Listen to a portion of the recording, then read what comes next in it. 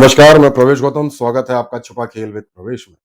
The current story की खबर का बड़ा असर हुआ है। रेलवे ने गलती मानी और बदल दी अपनी नीति। लाखों यात्रियों को प्रतिदिन अब मिलेगी सुविधा। सीनियर डीसीएम सौरभ कटारिया और डीसीएम पंकज कुमार दुबे लगातार 1.5 साल तक नहीं दिला पाए थे उच्च गुणवत्ता की सुविधा। द करंट स्टोरी ने पिछले लगभग 1 साल में इस मुद्दे को प्रमुखता से उठाया था, जिसके बाद रेलवे प्रशासन जागा और इंप्रेस्ट के चक्कर में 1.5 साल तक जारी नहीं किया गया था टेंडर। आखिरकार द करंट स्टोरी की खबर पर संज्ञान लेकर पश्चिम मध्य रेलवे की महाप्रबंधक श्रीमती शोभना बंदोपाध्याय ने यात्रियों के साथ किया न्याय। अफसरों की नहीं चली और मैन पावर आधारित टेंडर हुआ जारी।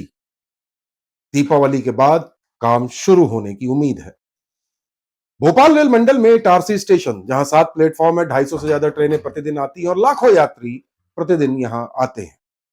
2 अफसरों की गलत नीति और कार्य प्रणाली के चलते यहां सफाई व्यवस्था लगभग ठप हो चुकी थी। फरवरी 2024 में टेंडर निरस्त कर पंकज कुमार दुबे और सौरभ कटारिया ने स्टेशन में सफाई का जिम्मा अपने हाथों लिया। इंप्रेस्ट से हर महीने लाखों खर्च करने के बावजूद सफाई नहीं हो पा रही थी। कायदे से टेंडर निरस्त करते ही नए टेंडर जारी करने की प्रक्रिया शुरू की जानी थी, परंतु यहां चल रहा था इंप्रेस्ट से काम, यानी रेलवे अधिकारी और कर्मचारी मिलकर नगद भुगतान करने में लगे हुए थे। इस बीच शॉर्ट टेंडर और कोटेशन का प्रयास किया गया, परंतु इनमें रेट और अन्य शर्तें ऐसी थी कि शायद कोई भी पार्टी आगे नहीं आई।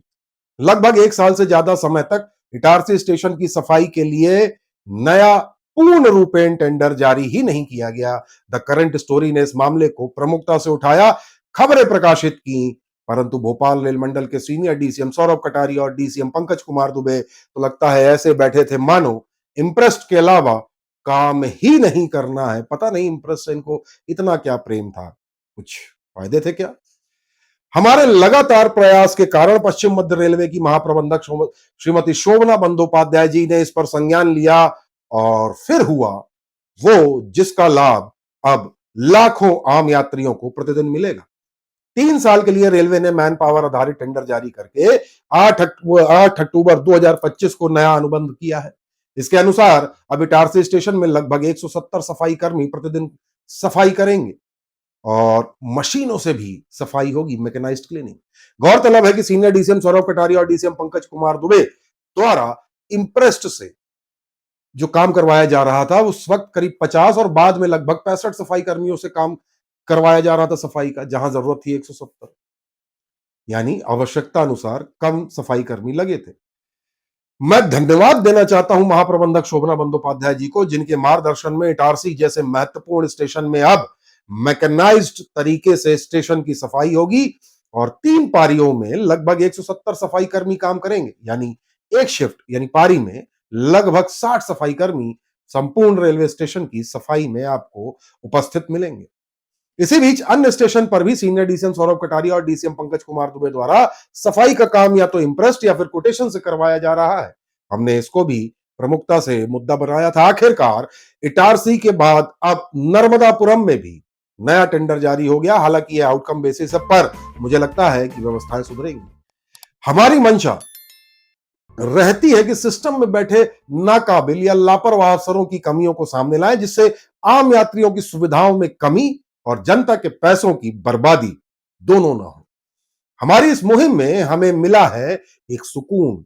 उन लाखों यात्रियों को अब गंदगी, बदबू और कचड़े के बीच यात्रा करने को मजबूर नहीं होना पड़ेगा।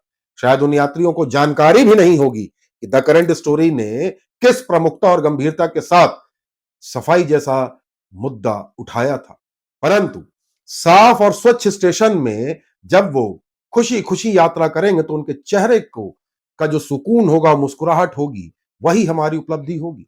बस इसी तरह की उपलब्धियों के लिए मैं और हमारी टीम हमेशा आवाज उठाती है और उठाती रहेगी। निर्भीक और निडर होकर अपना काम करता रहूंगा, फिर चाहे भ्रष्ट और अकर्मण्य अफसर मुझे कोई भी उपाधि देते रहे, फर्क नहीं पड़ता। जनता की आवाज हूं मैं और हमेशा रहूंगा पत्रकारिता के नैतिक कर्तव्यों का निष्ठापूर्वक से निर्वहन करता रहूंगा, निर्भीक और निडर।